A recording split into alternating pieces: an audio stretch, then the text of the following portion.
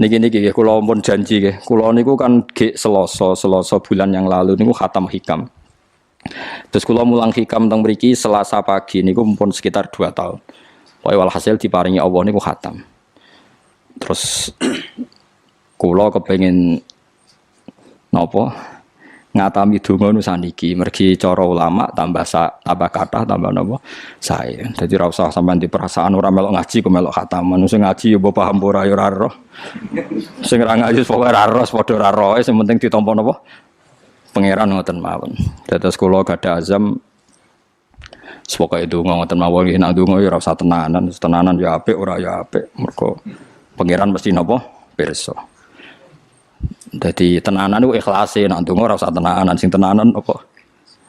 Mergi cara hikam niku termasuk ngeten. Hikam niku yang ngarang hikam niku jenenge Ibnu Athaillah As-Sakandari. Ini muridnya Abdul Abbas Al-Mursi. Abdul Abbas Al-Mursi niku muridnya Abdul Hasan napa? Asy-Syadzili. Kula niku sinau hikam mulai riyen mun bertahun-tahun sampai sekarang. Dia badhe tilem sering maos hikam. Jadi hikam termasuk madzhab ngeten, tapi aja nut kados tiyang sing ora tau mlebu masjid wae aja nut iku wali. Nah kowe gawe-gawe. Nah kowe nglakoni ngono ben dadi wali wae ora mutu niku mboten alami. Hikam itu kalau berdoa itu sekali. Kula nu nate umroh 2009, terus haji 2013. Terus kemarin kula umroh malih tahun kemarin, baru ruwah kemarin. Niku kadang-kadang berkali-kali kalau itikaf teng multazam, tapi ora tau sida donga sampai sakniki.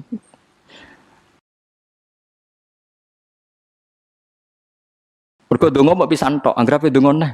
Lho pangeran ijek eling kok tak elingno. Mergo hikam termasuk mengingatkan gitu, kamu kalau doa itu jangan ulang.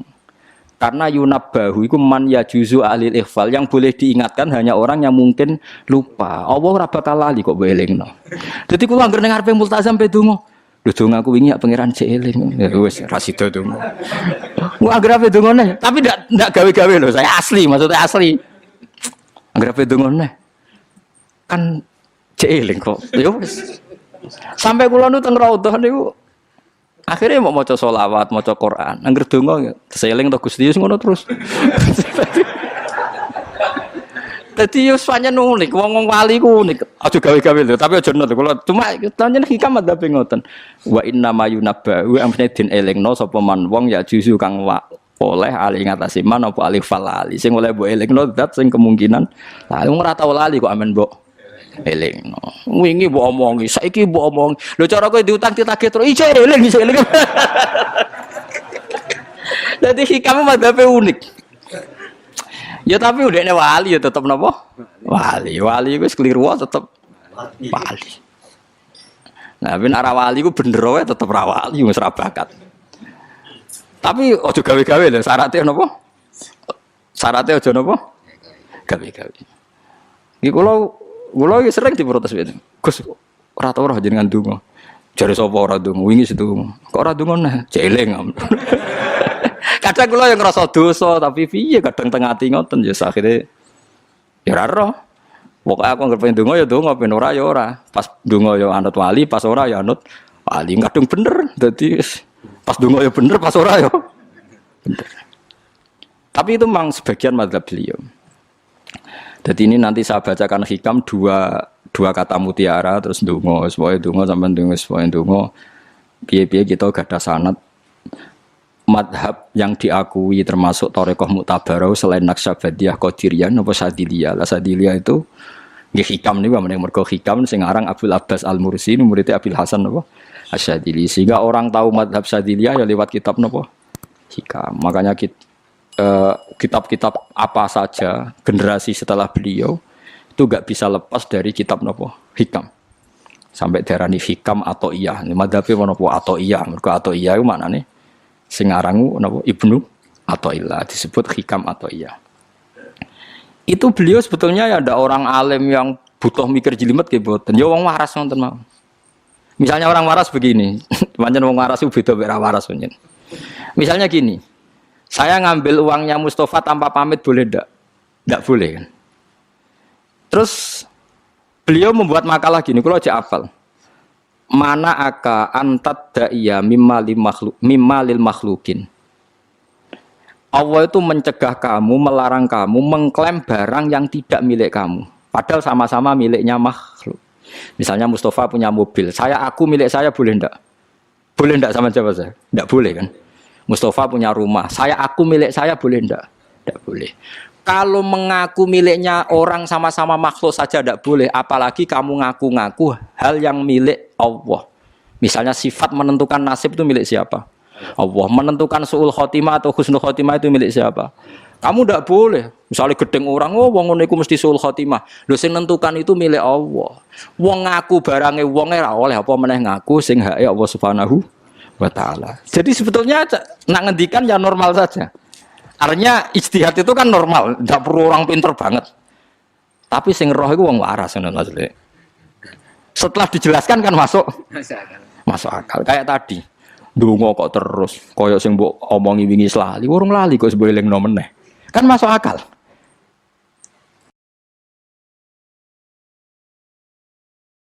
Tapi kok jangan aku, mergo ora asli, ora asli. Wong anut-anut kan mboten apa. Dadi ini kula waca kalih mawon nggih, kenangan kula ben dadi nggih kenangan kula napa makalah sanggeng napa hikam ya. Nggih kula waca Arabe mawon engko napa. Nggih bismillahirrahmanirrahim. Kula nak maca malah bingung, biasa hafalan malah maca. Jadi piyambake ngendikan mana aka antatta iya male salaka mimalil makhlukin afayubihu laka antatta iya wasfahu wa rabbul alamin. Di Allah ngelarang jenengan mengaku barang yang miliknya orang lain, apalagi ngaku-ngaku hak sing milike Allah Subhanahu wa taala. Sehingga kita ndak boleh misalnya maksudno tiyang wong iku mesti celaka, nyelakano orang itu hak sinten? Hak ya Allah. Kowe ora usah GR sok ben mesti bener, iso wae saiki bener sok ben salah. Kamu juga enggak usah merasa salah, iso wae saiki kira saleh sok ben saleh. Ya sudah itu hak ya Allah, sudah ada itu. Terus ngendikane beliau ini Ilahi kullama akhrosoni lu'mi antokoni karomuka. Gusti ketika saya didiamkan oleh kesalahan-kesalahan saya, antokoni karomuka, maka saya digerakkan oleh sifat lomane jenengan. Itu perasaannya hikam. Misalnya sampean ngerasa dosamu akeh terus rawani donga, ngerasa salahmu akeh terus ngerasa ora ahli swarga. Niku jare hikam, Gusti kula nak eling salah kula kok ora pantes mlebu swarga. Tapi nak eling lomane jenengan nggih pantes mawon. Lha iku dindot wong ngono niku wis dindot. Dina eling dosamu sampean akeh kan gak pantes mlebu swarga. Tapi nak eling jembare rahmati Allah nggih pantes mawon. Ilahi kullama akhrasani lumi antokoni karomuka.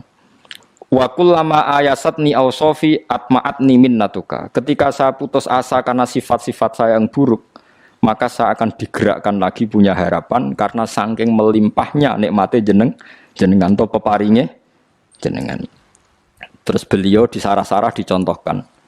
Saat Umar masih kafir itu pernah gak minta jadi muslim kan enggak, tapi ketika Allah menghendaki dia jadi muslim maka jadilah Umar seorang yang muslim. Jadi orang tanpa keinginan pun kalau Allah menghendaki baik ditarik yang menjadi baik. Artinya kamu jangan percaya wong aku apik dadi wong apik piye, wong aku ngene. Wong sing ora tau niat apik wae iso diapikno pangeran kados sinten Sayyidina Umar. Sunan Kalijaga ketika nggarong ning gone Sunan Bonang niate ya untuk emas. Niate wae elek, tapi ketika Allah ngersakno dadi apik ada takdir yang memandu dia jadi apik, bahkan dadi wali. Itu wakul lama ayasatni ausofi, ketika saya diputus asakan oleh sifat-sifat saya yang buruk, maka saya akan diharapkan lagi, diberi tomak, diberi harapan oleh banyak peparingin apa jenengan. Jadi intinya kalau suwun khasnya madhab Sadili itu melihat sisi positif. Jadi misalnya jenengan sholat misalnya, ini rumah tenan gitu. Misalnya jenengan sholat, potensi gak diterima itu tinggi. Mungkin kita ada ikhlas, mungkin kita tidak tumak ninah, mungkin kita banyak melakukan kesalahan, mungkin eling macam-macam. Itu potensi yang menjadikan kita sholatnya tidak diterima Allah. Tapi cara mazhab Sadilah berpikir gitu itu tidak boleh. Kamu harus ingat bahwa sujud ini luar biasa. Banyak orang yang nggak diberi anugerah sujud. Orang bertahun-tahun, berpuluh-puluh tahun hidup kafir tidak pernah sujud. Kamu sekarang ditakdir mau sujud. Jadi mestinya kena sholat bersolat subuh, matur nuwun Gusti tadi saya sujud sama jenengan, matur nuwun Gusti tadi saya rukuk sama jenengan. Gak usah mikir buat ditampa apa ora, eling terus. Nanti setelah zuhur ya begitu. Eling terus tadi ditakdir sujud, ditakdir rukuk, ditakdir sholat. Sehingga madzhab Syadziliyah itu sampai mengatakan begini. Orang yang beribadah meskipun sedikit dan yakin bahwa itu peparingnya Allah, minnah dari Allah, itu lebih baik ketimbang ibadah banyak plus merasa kurang. Di misalnya Mustafa sholat, bersolat duhur gak marem, mungkin duhurku salah terus berbadiah kok sholat meneh. Sing kula sholat duhur tok ora usah. Saking syukur kula, niku duhur kula makome. Ya nganti saiki duhur kula perkarane ngene ku dene kelakuane cek ngene ku dene. Karena ketika diberi pangeran ora marem. Kurangnya, tapi kurangnya niat elek. Kayak pangeran polisi, ngurang pangeran ra nampa kurang ngene kurang. Pangeran ora diwatak ngoten. Enggak terlalu prosedur gerwong wis sujud niate apik yo apik.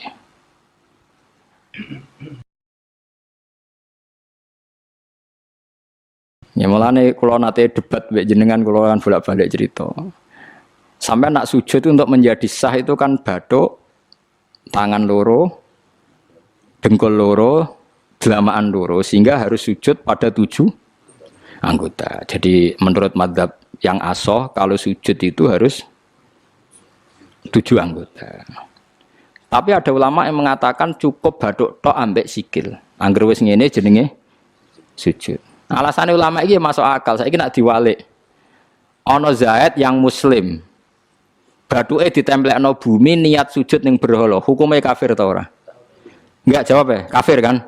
Iku syaratnya anggota 7 apa asal bathuke nemplek? Mulane jari ulama sing kaul sani. Lah iya nggo murtad ora usah syarat kok nggo bener. Syarat. Lah iya sing digo murtad ora usah syarat kok sing sujud nggo pangeran. Syarat. Nggo syarat. Nah ngono ora usah syarat anggere ngono ya jenenge sujud.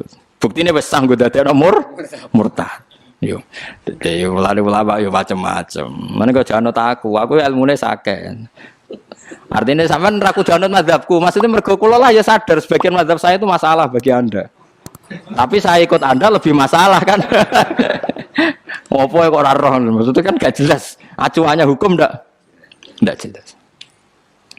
Ya karena tadi kamu sekolah di Australia, di Amerika, wong kok kancanan wong kafir. Tapi barokahnya anak-anak yang sekolah di sana, yang kerja di sana, akhirnya di Amerika ada masjid. Di Australia itu barokahnya mahasiswa, pekerja, orang kedonyan macam. Sekarang orang kedonyan di Taiwan, di Korea bikin komunitas masjid.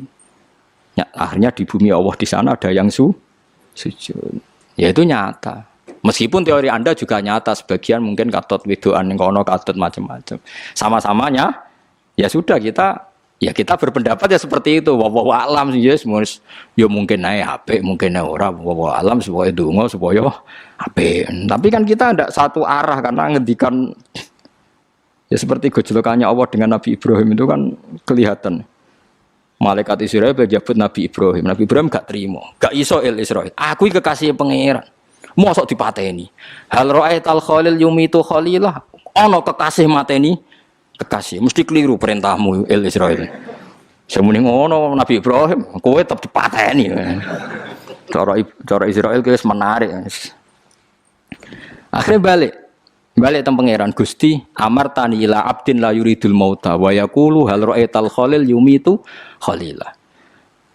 Ya Allah, Engkau memerintahkan saya pada hamba yang enggak ingin mati. Dia bilang, masa ada kekasih membunuh kekasihnya. Cara Israel masuk akal, bisa mikir juga Israel. Cara dia masuk akal. Jawab Allah ini. Qullahu jadi katakan pada Ibrahim, hal ra'aital khalil yakrahu ayyal khalilah. Ibrahim kandhani, ana tah kekasih tapi ra siap ketemu sing dikasih. Artinya kalau tidak berani mati berarti ra siap ketemu. Jadi bilang ke Ibrahim, apakah ada kekasih yang enggak siap ketemu kekasihnya? Dia malah Israel marah Ibrahim. Kata Allah, enggak ada kekasih yang benci ketemu kekasihnya. Oh ya, mati saya kira. Nah, itu logika yang terbangun. Makanya dengan perbandingan logika itu akan kelihatan. Pertama koyo-koyo logika Ibrahim itu masuk akal. Tapi ketika Allah ngendikan, ono tah kekasih ra siap ketemu kasihnya. Nah, kitab Mahalli itu kitab yang menjelaskan sekian teori fikih yang tidak mansus ya, saya ulang lagi, yang nggak ada nasnya. Kemudian diulang-ulang oleh cara berpikir tadi. Nah, akhirnya jadi kitab khilafah ya, kitab ikhtilafat dalam Syafi'i yang paling dianut ulama seluruh dunia. Jika terus Habib Zain sama Angke semua ulama itu rujukannya kitab Mahalli. Ya karena tadi yang nggak ada nas, saya ulang lagi, yang nggak ada apa? Nas itu ada sekian pilihan kaul. Ya sama-sama masuk akal. Meskipun dalam tradisi tertentu kita tidak mungkin mempraktekkan. Kewani takut jenazah kok gurih. Nak komen takobal wa minna minkum takobal wa. Ya Karim pasti dia kok Kiai Sabreng. Jenazah gitu kok. Tapi saya sekarang mulai curiga dengan di Arab Saudi karena tetap ada sholat gaib tapi mayatnya sudah enggak di depan, enggak di depannya sudah. Kalau menangi rian tentang buku-buku mayat itu di. Tapi itu mungkin karena teknis ya, karena yang mati terlalu banyak.